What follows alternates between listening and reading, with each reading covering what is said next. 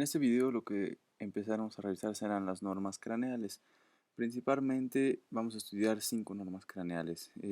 La definición de una norma es una vista a partir de la cual estudiamos los distintos puntos de vista que podemos ver en el cráneo.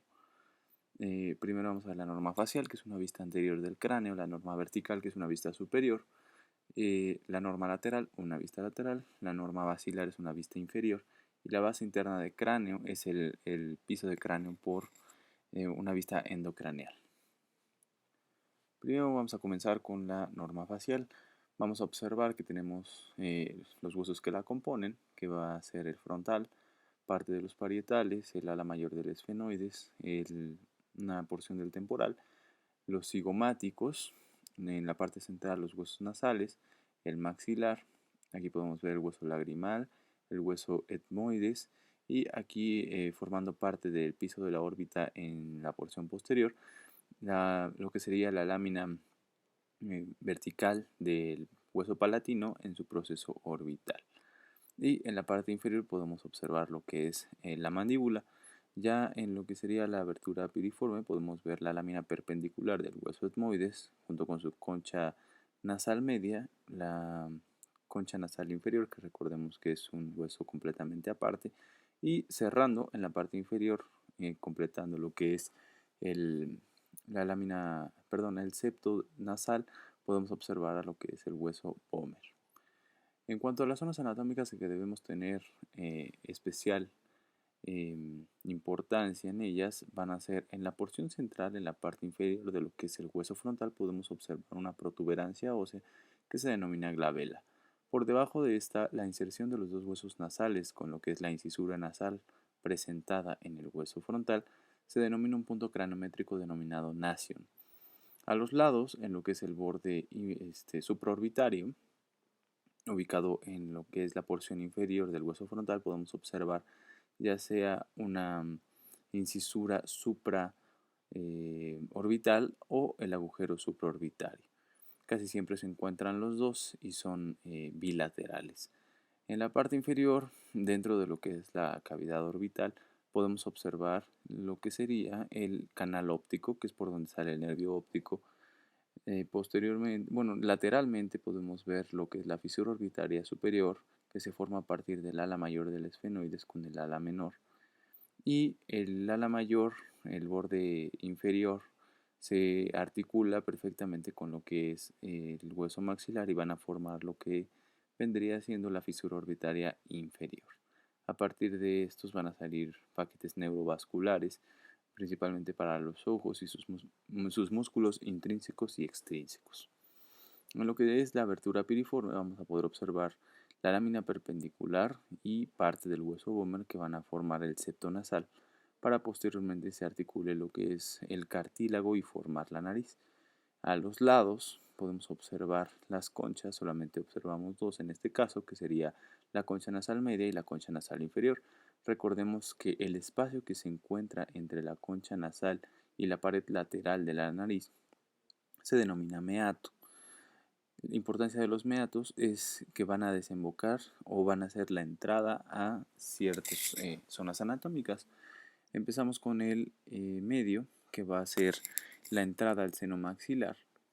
Okay, por aquí vamos a encontrar un hiato del seno maxilar que mide en el ser vivo entre 0.5 y 1 milímetro de diámetro.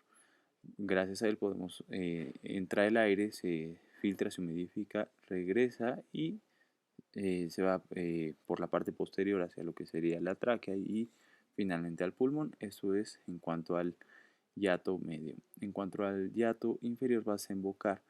Recordemos que en el lagrimal tenemos un pequeño gancho antes denominado uncus lagrimal y va a ser la entrada del conducto lacrimonasal. Este conducto lacrimonasal lo que va a hacer es drenar toda la lágrima para que desemboque finalmente en lo que es el meato inferior y salga a lo que es la cavidad nasal.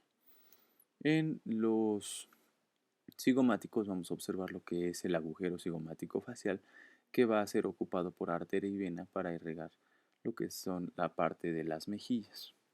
En cuanto al agujero supraorbitario, el infraorbitario y el mentoniano, podemos observar que están perfectamente alineados y van a ser ocupados por las ramas del trigémino, que va a ser 5-1 para la inervación de lo que es parte de la frente y parte de la porción superior del párpado, el agujero infraorbitario, que va a ser ocupado por 5-2, que también es rama del trigémino, y va a dar sensibilidad a lo que es la cavidad nasal, el seno maxilar y parte de la piel de la zona del maxilar.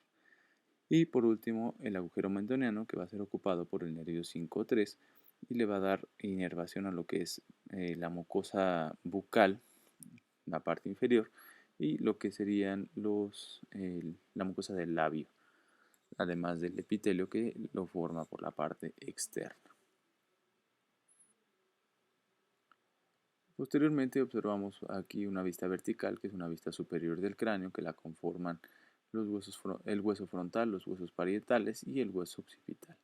Aquí podemos ver una sutura, que es denominada sutura coronal o frontal, y la forma la unión del hueso frontal con los huesos parietales.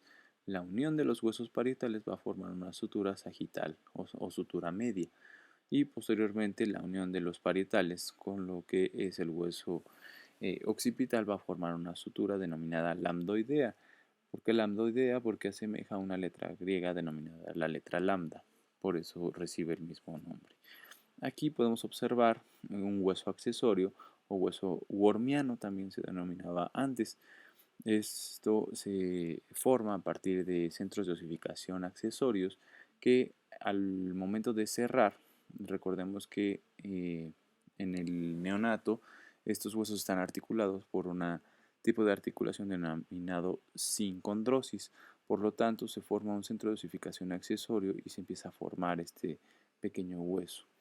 Es inconstante y en el ser vivo es difícil saber quién cuenta con huesos accesorios y quién no.